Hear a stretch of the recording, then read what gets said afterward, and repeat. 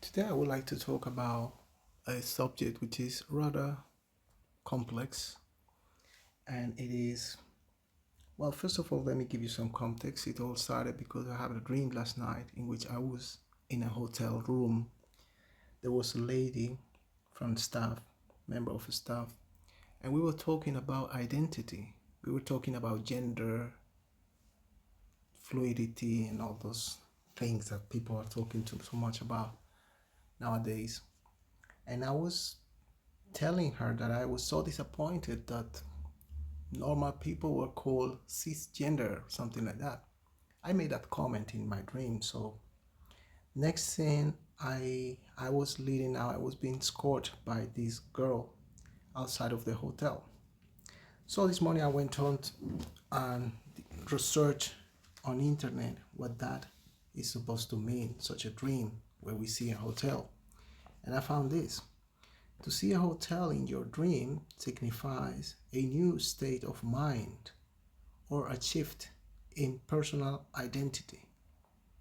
You are undergoing some sort of transition and need to move away from old habits and old way of thinking. So that is kind of interesting because, yeah, I actually mentioned the identity things and transitioning, those were keywords in the dream. And I found very interesting that the dreaming with a hotel actually has some relation to that. It's correlated to those subjects. So I didn't really understand much. Like, yeah, I did understand, but I needed some more context in a biblical perspective. So I did what I have been doing recently, and I opened the Bible, and then I end up in Numbers, chapter 30, verse 13. And then I came across this verse which says, every vow and every binding oath to afflict the soul, her husband may establish it, or her husband may make it void. Then I started meditating upon this, what it is supposed to mean, what is God telling me, what is God trying to tell me about this. So then I came to the conclusion that it's still related to the gender identity things, right? Because we see here like a supremacy of the man over the woman in the context of the Bible. But of course, we don't have to understand, we don't have to take things literally in the Bible, especially when it comes to the book of Numbers in the Old Testament. And we know that most things are expressed in parables and with symbolism. So I was thinking, what symbolism can I extract from this passage? And then I came to the conclusion that we live in a world with two realms. We have the real world that we experience, like the real world, or some people call it a tridimensional world. And then we have the four-dimensional world, or in other words, the world of the dreams, that subconscious mind, right? And in the subconscious mind, in that world, is where God is living. So that subconscious world is the feminine aspect. And this world in which we live is the masculine aspect. Why is the subconscious world the feminine aspect? Because the subconscious world is always giving us. It's giving us every day, in, out. It's giving us things. It's giving us experiences, people around us, circumstances. Everything that we experience comes from above, right? They say as above, so below, right? So that is the feminine aspect. Some people, especially ladies, might feel kind of like awkward when they read the Bible and they see this supremacy of the man in the especially in the commandments that God has prescribed. That like in this passage, it says that the husband, might establish it, or her husband might make it void. Like, sounds like the husband has superiority over the woman, but it's not that way in my way of seeing it. What we are seeing is that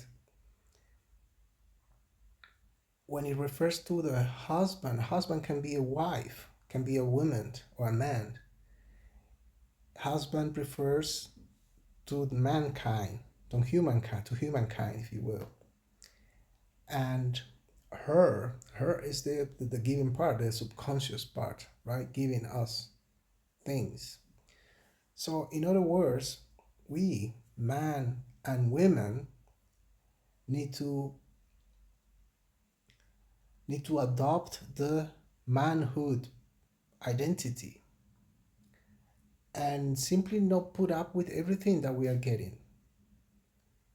If there are things that we don't want, if we just keep quiet, we establish those things, right? Our wife, the subconscious mind, is giving us things every day. Let's say you got a job, right? We have been trained to be humble and to take what we are given and accept it and be thankful, and that is absolutely okay. But if we analyze it in this context, if we don't say anything, it's like here. But if her husband altogether hold his pace at her from day to day, then he established all her vows. You see? It's like the husband can make it void. When we get things that we don't like, we can actually transform those things. Because if we don't say anything, then it will be established. Our loving father, which is a mother, by the way, because of its feminine aspect. I mean, in those realms, there's no feminine or masculine, I guess. But we need something to identify with. So the subconscious mind, the place where all the circumstances emerge, we need to see it as the feminine aspect of the world, of the creation, who's giving us things. And we have dominion over that feminine aspect in the sense that we have authority. It has nothing to do with real life relationships, woman, female, and male. Of course, no. We live in a different world. Of course, there's no superiority of man over female. But when it comes to the order of things in the creation, we need to assume the role of a man with authority above that other aspect. If you look at the passage where Jacob, who deceived his father